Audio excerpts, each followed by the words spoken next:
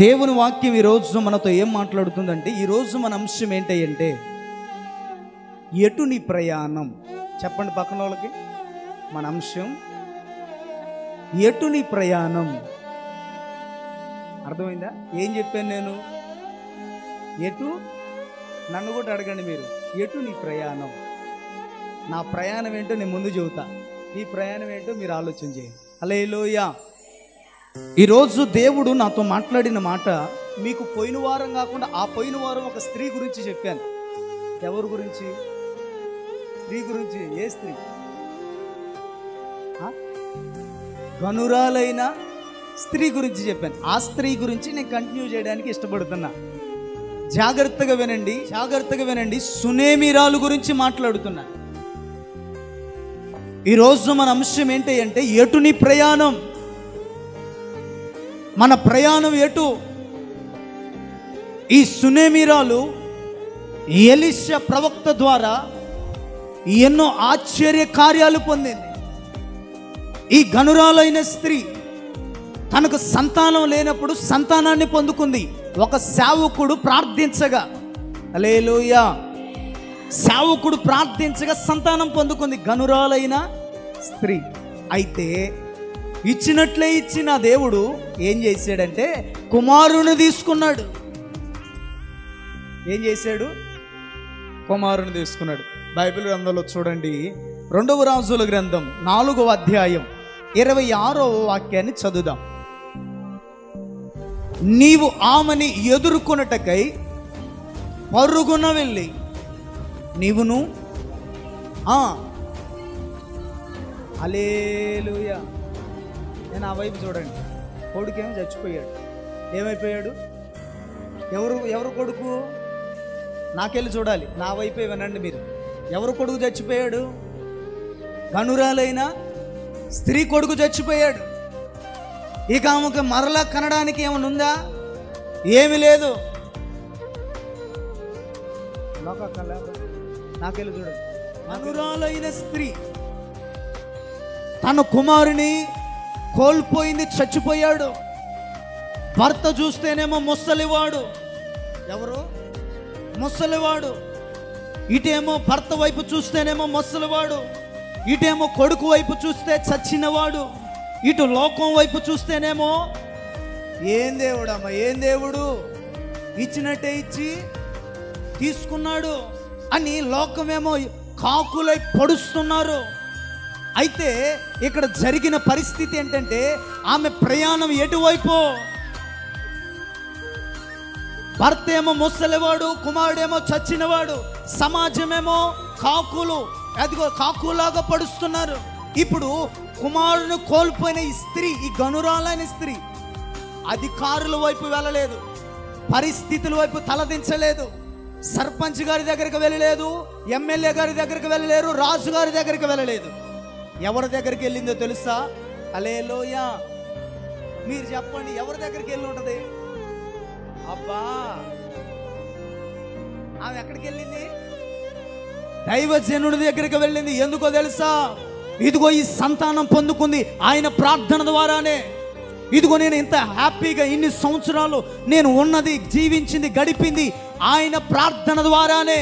నా కుటుంబానికి ఏ తెగులు రాకుండా, నా కుటుంబానికి ఏ శోధన రాకుండా ఇంతవరకు కాచి కాపాడినది ఆయన ప్రార్థనే అని సేవకుని వైపు అంట. చచ్చిపోయిన తర్వాత, తన కుమారుడు చచ్చిపోయిన తర్వాత, కుమారుడు చచ్చిపోతే సేవకుని వైపు వెళ్ళిందంట. హల్లెలూయా. 2 చేతులు చెప్పండి, దగ్గరగా చెప్పండి.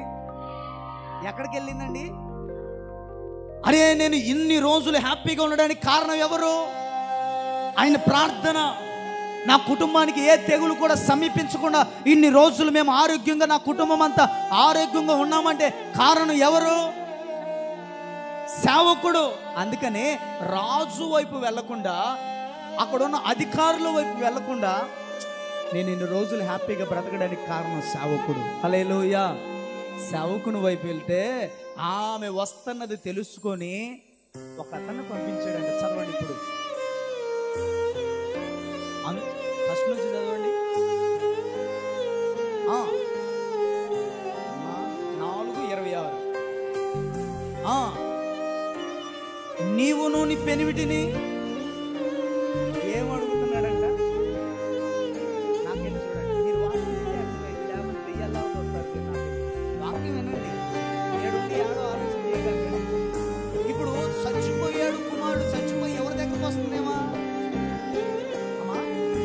సేవకుడి దగ్గరకు వస్తుంటే సేవకుడికి తెలుసుకొని ముందుగా ఒకరిని పంపించాడు, ఆమె ఎదురుగా పంపించాడు. పంపించి అసలు వాళ్ళు ఎక్కడున్నారు అడుగు అంటున్నాడు.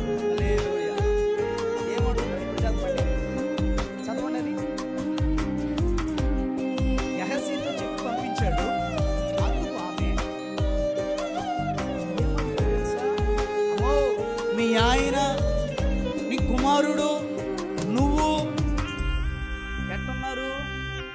బాగున్నారా, సుఖంగా ఉన్నారా అని అడుగుతున్నాడు. హల్లెలూయా, హల్లెలూయా.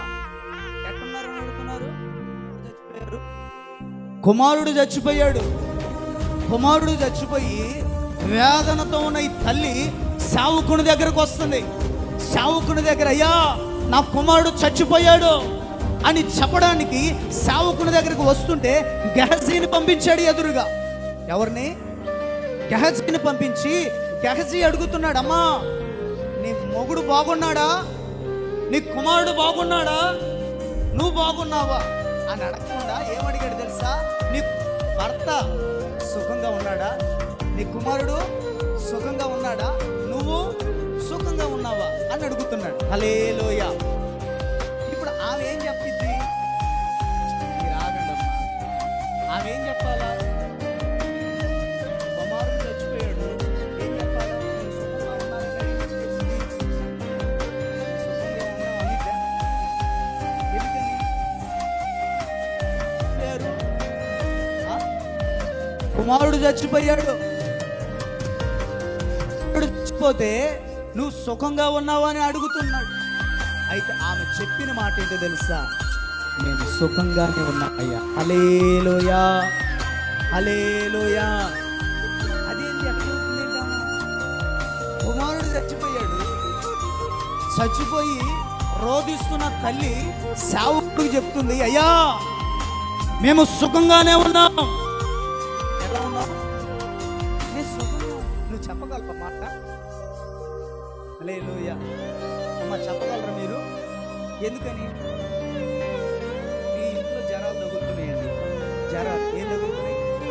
జ్వరాలు తగులుతున్నాయి. జ్వరాలు తగులుతుంటే నేను వచ్చి లేదా పాస్టర్ గారు వచ్చి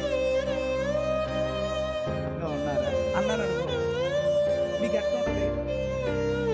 ఎలా ఉంటారు? మాట్లాడతారా?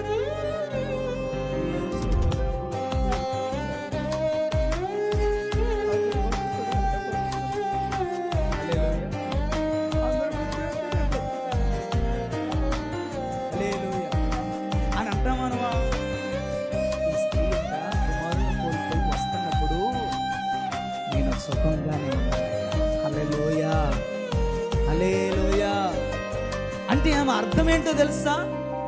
నేను ఆత్మీయంగా నేను సుఖంగానే ఉన్నాను. హల్లెలూయా.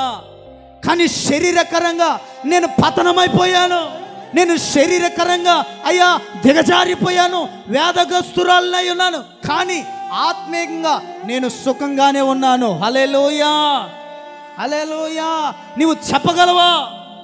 అయ్యా నేను ఆత్మీయంగా సుఖంగా ఉన్నాను అని నువ్వు చెప్పగలవా? ఈరోజు నేను నీ సేవకునిగా ఒక మాట అడుగుతున్నాను, నువ్వు సుఖంగా ఉన్నావా? హల్లెలూయా. ఈ టోన్లో అడుగుతాను, మీరు సుఖంగా ఉన్నారా? పక్కన వాళ్ళు అడగండి, నువ్వు సుఖంగా ఉన్నావా? చెప్పండి, సుఖంగా ఉన్నాను. హల్లెలూయా. కుర్చీలో వాళ్ళు కూడా అన్నయ్య మీరు కూడా చెప్పండి, పక్కన వాళ్ళతో మీరు సుఖంగా ఉన్నారా? హల్లెలూయా, హల్లెలూయా. ఫోన్లు కలకొద్దు, నాకు వినండి. హల్లెలూయా. నా వైపు ఆలకించండి. హల్లెలూయా. పక్కన వాళ్ళు అడిగారా? మీరు సుఖంగా ఉన్నారా? హల్లెలూయా. ఇప్పుడు నేను అడుగుతున్నాను, మీరు నిజంగా సుఖంగా ఉన్నారా?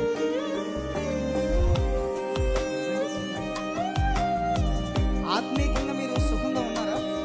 ఉన్నారా? అయితే దేవుడు స్తోత్రం. హల్లెలూయా.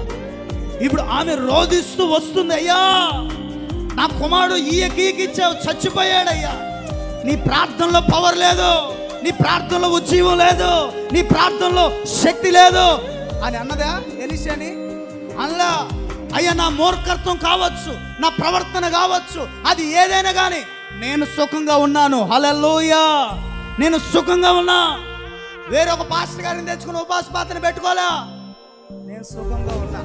హల్లెలూయా చెప్పు, హల్లెలూయా హల్లెలూయా. ఇప్పుడు నేను అడుగుతున్నా, మీరు సుఖంగా ఉన్నారా? ఇంకో పాస్టర్ గారిని తెచ్చి పెట్టుకున్నారు ఉపవాస ప్రార్థన, మీరు సుఖంగా ఉన్నారా? ఉన్నారండి? ఉన్నారా? ఎందుకుంటారు మీరు? ఉండరు, ఆత్మీయంగా ఎదలేరు. సేవకుడికి తెలియదు అనుకుంటారు మీరు, కానీ నాకు అన్నీ తెలుసు. నేను ఈ ఊర్లో ఉన్నా లేకపోయినా నేను అడుగుతూ ఉంటాను. ఈరోజు మిమ్మల్ని అడుగుతున్నా, మీరు సుఖంగా ఉన్నారా? సేవకుని కాదని మరొక సేవకుని తీసుకొచ్చుకొని మీరు సుఖంగా ఉన్నారా? హల్లెలూయా హల్లెలూయా. మీరు సుఖంగా ఉన్నారా అంటున్నా. ఎవరు పంపించారు? ఎవరు పంపించారు? సేవకుడు ఆ గెహజీని పంపించాడు. ఆ ఇంట్లో ఏం జరుగుతుంది చూసిరాపో, ఆమె ఉరికి వస్తుంది, ఎందుకో అంత దూరం నుంచి ఉరికి వస్తుంది, ఒకసారి చూసిరాపో, చూసిరా. ఆమెను అడుగుతున్నాడు. ఆ కుమారుడు చచ్చిపోయాడని తెలుసు, యజమానుడు వృద్ధుడని తెలుసు, ఈమె ఇక కనలేదని తెలుసు, అయినప్పటికీ కూడా అడుగుతున్నాడు, నీవు సుఖంగా ఉన్నావా? హల్లెలూయా హల్లెలూయా. సేవకుని కాదని మరొక సేవకుని తెచ్చుకుంటే నువ్వు సుఖంగా ఉండగలవా?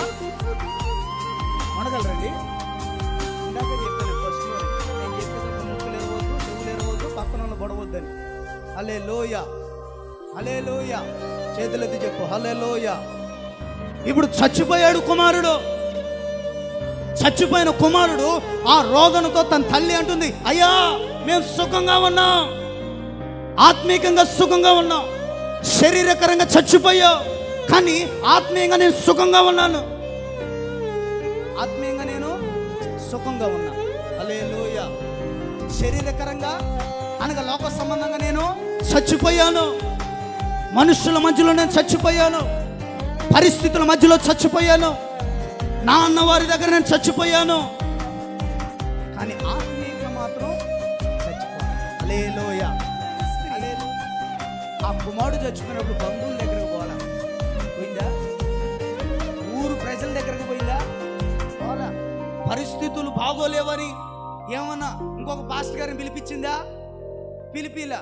ఆయన కొరకు ప్రార్థన చేసిన వాడు ఎవడో, ఆ సేవకుడు ఎవడో, ఆ సేవకుడు ఎవడో, ఆయన ద్వారా ప్రార్థన మేలు పొందుకున్న ఆ సేవకుడు ఎవడో అని సేవకుని దగ్గరకు వెళ్ళింది గనురాలైన స్త్రీ. హల్లెలూయా. ఆమె అంత రోధంలో ఉన్నప్పటికి కూడా అంటుంది ఒకే ఒక మాట, ఏంటో తెలుసా? నేను సుఖంగా ఉన్నామయ్యా. హల్లెలూయా హల్లెలూయా. అబ్రహాం ఎంతమందికి తెలుసు? నాకు వెళ్ళి చూడండి, అబ్రహాం ఎంతమందికి తెలుసు? తెలుసా తెలీదా? తెలిస్తే చేతులు ఎత్తండి.